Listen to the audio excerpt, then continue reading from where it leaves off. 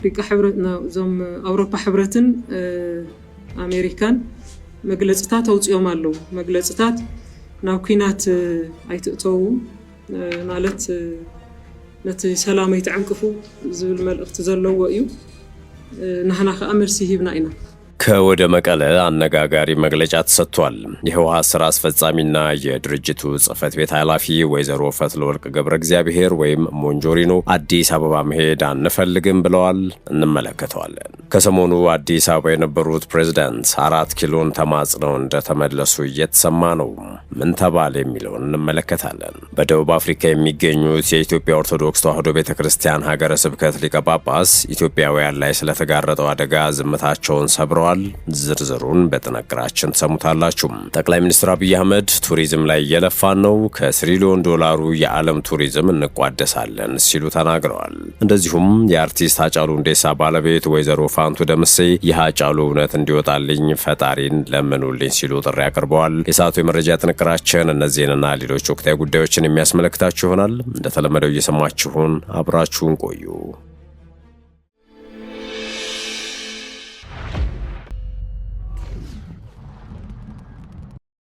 ወደ ቀዳሚ ጉዳያችን አመራን። አዲስ አበባ መሄድ አንፈልግም። የህወሓት ስራ አስፈጻሚና የድርጅቱ ጽህፈት ቤት ኃላፊ ወይዘሮ ፈትለወርቅ ገብረ እግዚአብሔር ወይዘሮ ፈትለወርቅ ገብረ እግዚአብሔር ወይም ሞንጆሪኖ በትግራይ ፈላጭ ቆራጭ ነች የሚል የታወቀ ስም አላቸው። ህወሓት የሚመራው ጦርም የፈትለወርቅ ዘበኛ እስከመባል የደረሰ ስም ተሰጥቶታል። የአሜሪካ መንግስት ሳይቀር በቅርቡ የቲፒኤልኤፍ ሃርድ ላይነርስ ሲል በቀይ መዝገብ ካሰፈራቸው መካከል አንዷ ናቸው። ከፈትለወርቅ ይልቅ በትግል ስሜ ሞንጆሪኖ ጠሩኝ የሚሉት የህወሓቱ አመራር ፈትለወርቅ በወቅታዊና ተለዋዋጭ ክልላዊ ጉዳዮች ዙሪያም በመቀለ ከሚገኙ ጋዜጠኞች ለቀረቡላቸው ጥያቄዎች ምላሽና ማብራሪያን ሰጥተዋል። በዚህ መግለጫም የህወሓት አመራር ወደ አዲስ አበባም ሆነ ከኢትዮጵያ ውጭ የመጓዝ ፍላጎት የለውም ብለዋል። ሞንጆሪኖ አክለውም በ2018 ዓመተ ምህረት የተኩስ አቁም ስምምነት ተጥሶ በትግራይ ህዝብ ላይ የድሮን ጥቃቶች ተፈጽሟል። አሁን ደግሞ የኢትዮጵያ መንግስት ወታደሮቹን ከምዕራብ ትግራይ እስከ ምስራቅ ትግራይ እያሰማራ ነው፣ ጦርነት ለመክፈት እየተዘጋጀና እየተጣደፈ ነው ሲሉ ወንጅለዋል። ብሔራዊ ክህደት የፈጸመው ኃይል ያሉትን ቡድን በትግራይ ላይ ጦርነት ለማካሄድና ለመክፈት እንደዚሁም የትግራይ ህዝብን ትግል በማዳከም ረገድ ጉልህ ሚና እየተጫወተ ነው ይላሉ ወይዘሮ ፈትለወርቅ። በጀት፣ ነዳጅና ሌሎች መሰረታዊ ሸቀጦች ሁለንተናዊ ክልከላዎችን በማድረግ በትግራይ ህዝብ ላይ ጦርነት ለመክፈት ይሯሯጣል ያሉትን ኃይል ትተው አሜሪካና የአውሮፓ ህብረት ለህወሓት የሰጡት ማስጠንቀቂያና ማዕቀብ በዳይ ያለ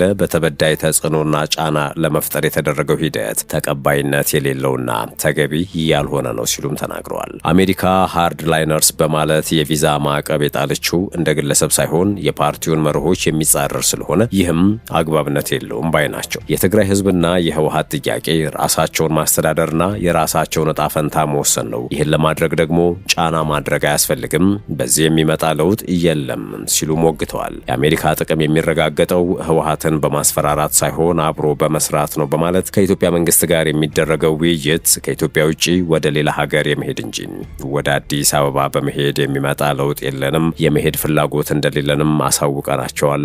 ስለዚህ የትግራይ ህዝብ መሰረታዊ ፍላጎቶች ላይ አንደራደርም ሲሉ አክለዋል። የአውሮፓ ህብረት ትግራይ አንድ ትይዩ ምክር ቤት አቋቁሟል ብሎ የሰጠው መግለጫ የተሳሳተ መረጃ ነው ያሉት ሞንጆሪኖ በትግራይ ህዝብ የተመረጠ አንድ ምክር ቤት ብቻ ነው ያለው ሲሉም ተከራክረዋል።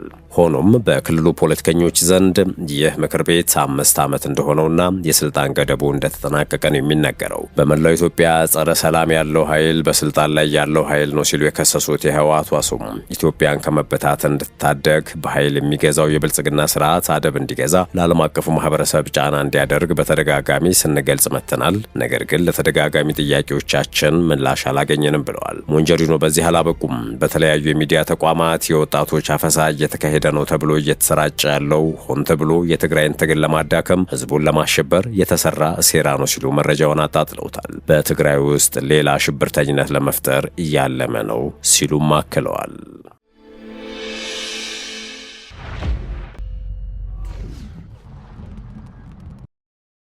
የመረጃ ጥንቅራችን እንደቀጠለ ነው።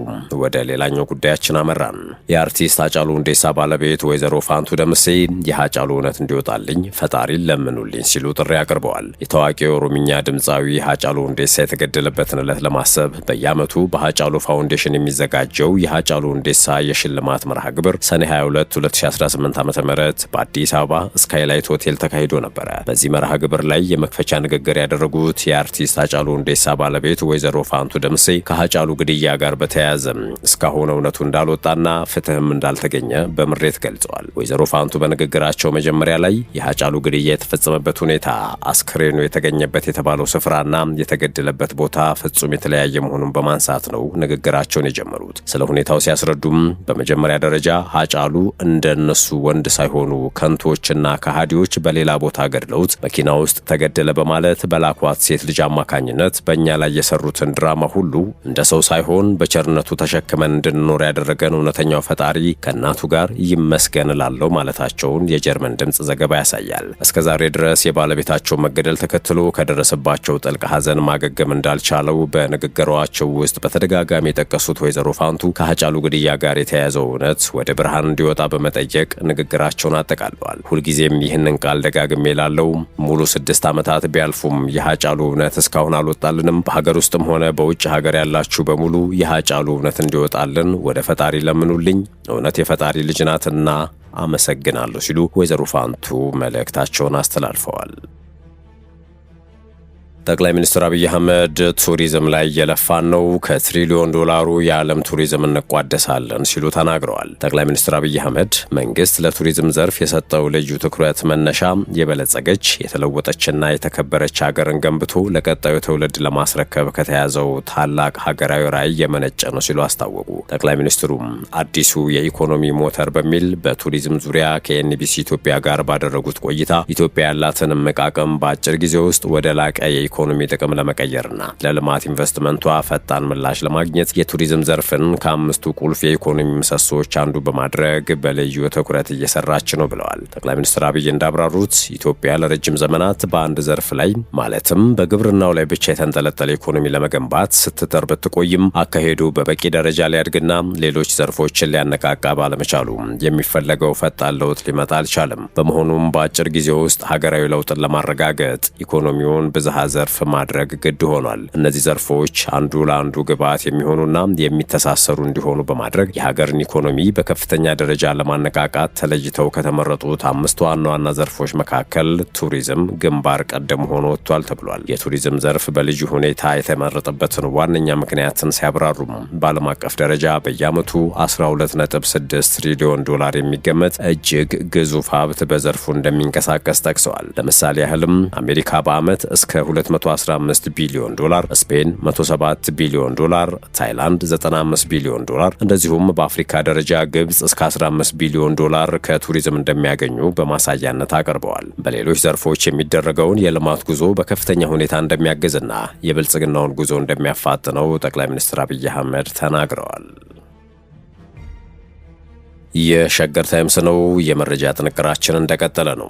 በደቡብ አፍሪካ የሚገኙት የኢትዮጵያ ኦርቶዶክስ ተዋሕዶ ቤተክርስቲያን ሀገረ ስብከት ሊቀ ጳጳስ ኢትዮጵያውያን ላይ ስለተጋረጠው አደጋ ዝምታቸውን ሰብረዋል። በኢትዮጵያ ኦርቶዶክስ ተዋሕዶ ቤተክርስቲያን የደቡብና ምዕራብ አፍሪካ ሀገረ ስብከት ሊቀ ጳጳስ ብፁዕ አቡነ ሄኖክ በደቡብ አፍሪካ በተከሰተው ወቅታዊ የጸጥታ ስጋትና ውጥረት ምክንያት በከፍተኛ ስነልቦናዊ ጫና ውስጥ ለሚገኙ ወገኖች አባታዊ መልእክትና አስቸኳይ የጥንቃቄ ጥሪ አስተላልፈዋል። ብፁዕነታቸው ምዕመናንና ዜጎች በማንኛውም አስቸጋሪ ሁኔታ ውስጥ ቢሆኑም እንኳ የሀገሪቱን ሕግ እንዲያከብሩ በጥብቅ አሳስበዋል። ከዚህም ጋር ተያይዞ ማህበረሰቡ ራሱን ከማንኛውም አይነት ግጭት፣ ሁከትና ዘረፋ እንዲጠብቅ ነው ጥሪያቸውን ያስተላለፉት። ሰልፎችና ውጥረቶች በሚበራከቱባቸው አካባቢዎችና የንግድ ማዕከላት ያለበቂ ምክንያት ከመንቀሳቀስ መቆጠብ እንደሚገባም ገልጸዋል። በተለይም ደግሞ በምሽት ሰዓት የሚደረጉ እንቅስቃሴዎችን ማቆም እንደሚያስፈልግ አስገንዝበዋል። በተጨማሪም የአካባቢውን ተጨባጭ ሁኔታ በአግባቡ ለመረዳት በመረዳት ከኤምባሲና ከማህበረሰብ መሪዎች የሚወጡ ይፋዊ መግለጫዎችንና ማስጠንቀቂያዎችን ብቻ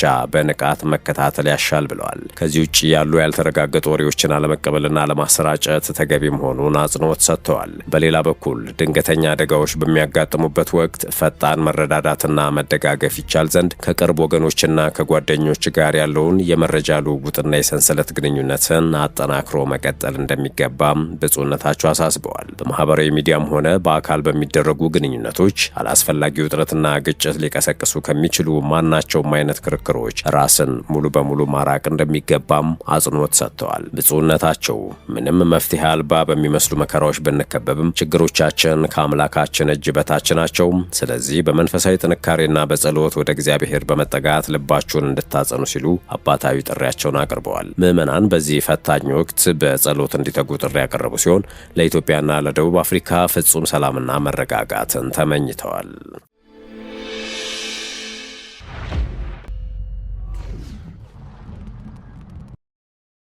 በመጨረሻም ከሰሞኑ አዲስ አበባ የነበሩት ፕሬዝዳንት 4 ኪሎን ተማጽነው እንደተመለሱ እየተሰማ ነው። አንድ የቀጠናዊ ጉዳዮች ተንታኝ የሐሰን ሼህ መሐመድ ጉብኝት ሶማሊያ ውስጥ ከተነሳባቸው የተቀባይነት ጥያቄ አንጻር ክልላዊ ድጋፍ ለማግኘት እያደረጉት ያለው ጥረት አካል ሊሆን ይችላል ሲሉ ተናግረዋል። በውጭ ጉዳይ ኢንስቲትዩት የአፍሪካ ቀንድ ተመራማሪዋ ሰላም ታደሰም ለስፑትኒክ አፍሪካ እንደተናገሩት የስልጣን ዘመናቸው ግንቦት 7 ያበቃው የሶማሌው ፕሬዝዳንት ወደ ኢትዮጵያ ያስመጣቸው ምክንያት በሞቃዲሾ የተፈጠረው ፖለቲካዊ አለመረጋጋት ሊሆን ይችላል። የፌዴራል ክልሎችና ተቃዋሚ ቡድኖች ስልጣናቸው ላይ ጥያቄ ካነሱባቸው በኋላ ጎረቤት ሀገራትን በተከታታይ መጎብኘታቸውን ባለሙያዋ ጠቁመዋል። ተንታኟ ሲቀጥሉ ሰኔ 22 ቀን በኬንያ ፕሬዝዳንት ሩቶን ጎብኝተው ነበር። በመቀጠል ሰኔ 26 ለጅቡቲ ብሔራዊ የነጻነት ቀን በመገኘት ፕሬዝዳንቱን ጎብኝተዋል። አሁን እዚህ አዲስ አበባ መጥተዋል። ስለዚህ ይህ የሚነግረን ነገር ፕሬዝዳንቱ ከዋና ዋና አጋሮቻቸው ማለትም ከጎረቤት ሀገራት ኬንያ፣ ጅቡቲና ኢትዮጵያ ተቀባይነት ለማግኘት በትክክል ጥረት እያደረጉ መሆኑን ነው ብለዋል። የሶማሊያ ፕሬዝዳንት በፓርላማ የጸደቀው የህገ መንግስት ማሻሻያ ፕሬዝዳንታዊ ስልጣንን ከ4 ወደ 5 ዓመት በማራዘሙ ገና 1 ዓመት እንደሚቀራቸው ይገልጻሉ። ተቃዋሚዎቻቸው ግን ማሻሻያው የአንድ ወገን የህገ መንግስታዊና ስልጣንን ጨብጦ የመቆየት ዓላማቸውን ለማሳካት የተነደፈ ነው በማለት ውድቅ አድርገውታል። ውድ ቤተሰቦቻችን የሰዓቱ የመረጃ ጥንቅራችን ይህን ይመስል ነበር። ስለተከታተላችሁን ከልብ አመሰገንን። በያላችሁበት ሰናይ ጊዜን ተመኘን።